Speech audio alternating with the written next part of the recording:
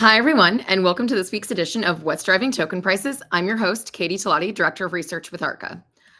For those joining us for the first time, I'm responsible for identifying and analyzing digital asset and blockchain opportunities for Arca's funds. As part of our research, my team and I examine token prices and the market events that act as catalysts for price change. Based on our research and market events over the past week, here are some notable token price moves and what we think drove these moves. As a reminder, this commentary is not intended to be investment advice, investment research, or an investment recommendation. Please consult your investment professional for your own circumstances. Well, guys, here we are. It's the end of the year. The Federal Reserve just cut rates another 25 basis points today. We've been, kind of up and down markets wise the last couple of weeks.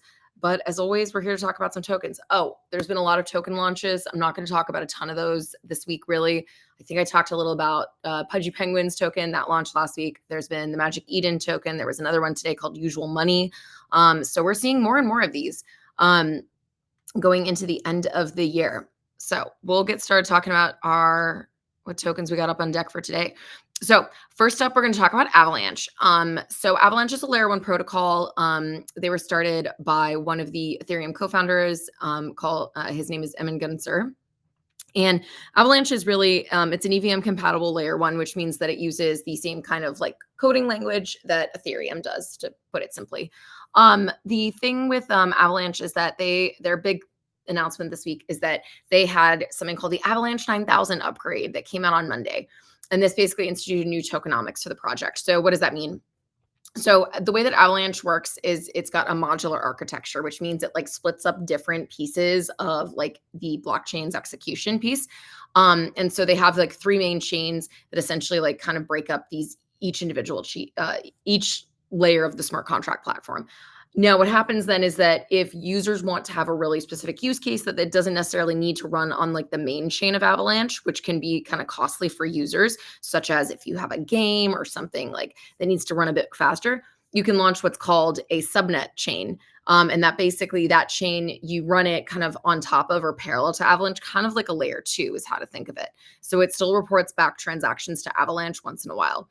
So the way, though, that subnets previously worked is that when you launched them, you had to provide a 2000 Avalanche token bond and also sync with all three main chains whenever you executed transactions. So this got a little expensive because 2000 Avalanche at first was only like a couple $1,000s, was kind of meant to just prevent spam. And now it's like, I think somewhere like 40, 50 grand. It's quite a bit of money. So now the new upgrade eliminates the stake amount, which is great. And it only also requires, instead of having the subnets have to report back to three chains, they only have to do one. So basically simplifies this process and the processing transactions. And that should also, just again, reduce overhead for any teams that want to build on Avalanche. Avalanche also announced that they raised about $250 million last week from Galaxy, Dragonfly, and Parafy, all in support of this new upgrade that they made. Despite this upgrade, though, Avalanche is down 4% for the week.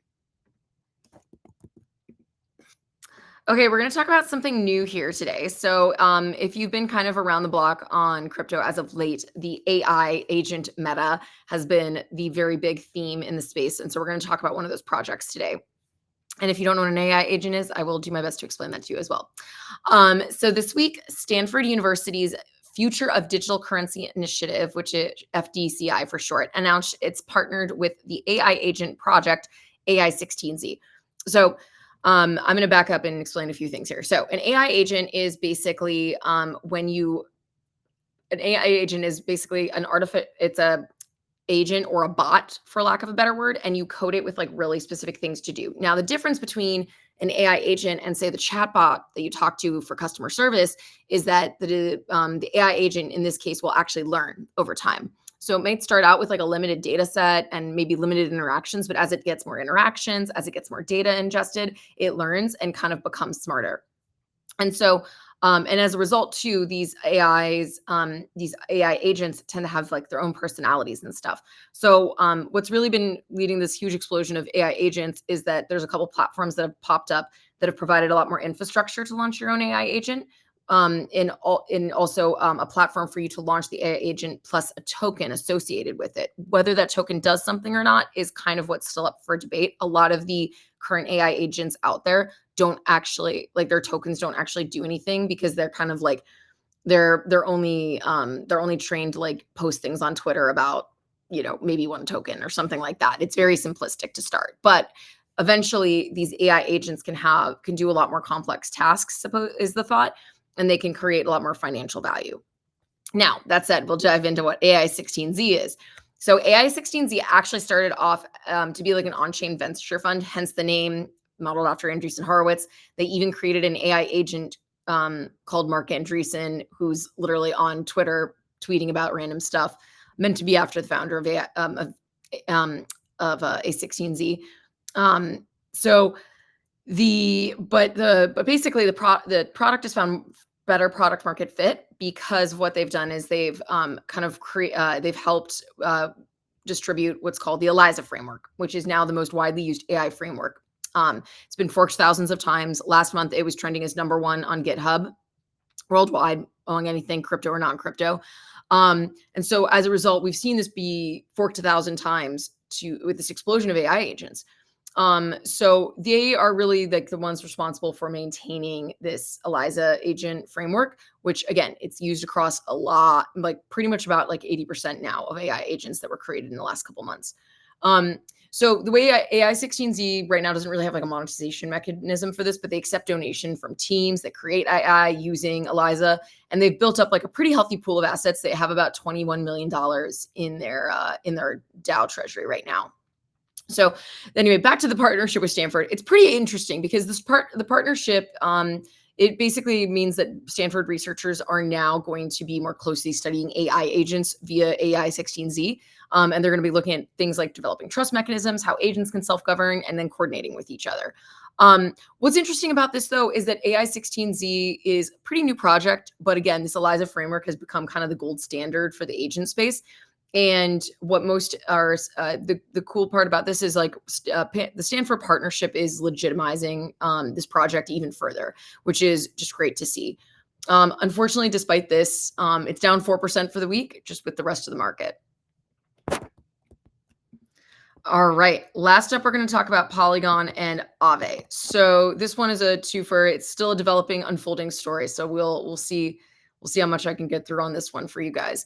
Okay.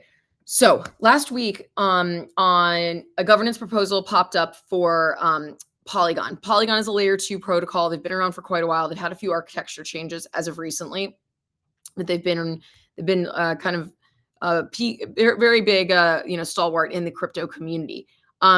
So they basically they put a proposal out. It sparked a ton of outrage. AAVE put like kind of counter proposal out, and now the two kind of sides have been debating back and forth on it. So the initial proposal from Polygon recommended that assets in the project's bridge, which are basically, we've talked about bridges before. So remember, a bridge between Ethereum and a layer 2, a lot of the time, they used what are called wrapped or pegged assets. So you're not actually putting your Ethereum onto Polygon or your USDC onto Polygon. There's no native, it's called a native way of like transferring the assets. Basically what happens is that Polygon over here says, okay, you're using our bridge, so you're trusting our wrapped assets. We're going to hold your assets on Ethereum over here while you take your pegged assets over here and use them on our chain. That's great, right? We've talked about this a lot. It's great until somebody decides that they can hack the Ethereum side and steal your assets that are essentially backing the pegged assets on the other side of the bridge. So this is a very common hack. We've seen it so much. Like there's been like 6 or 7 like really high profile bridge hacks in the last couple of years. And so it does pose a security risk.